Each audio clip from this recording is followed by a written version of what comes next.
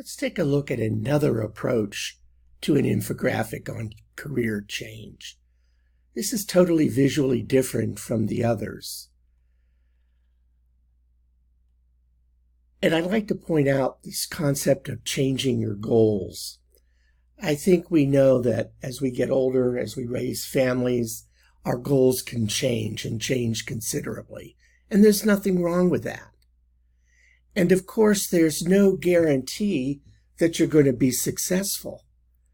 You may, because of the economic changes our country is facing, and really the world at this point is facing, and I believe those changes are driven by technology, we have to relearn stuff or learn new stuff.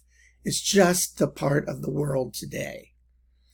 And you can build on existing skills, or I'd like to add another one. You can build new skills. Again, a nice infographic.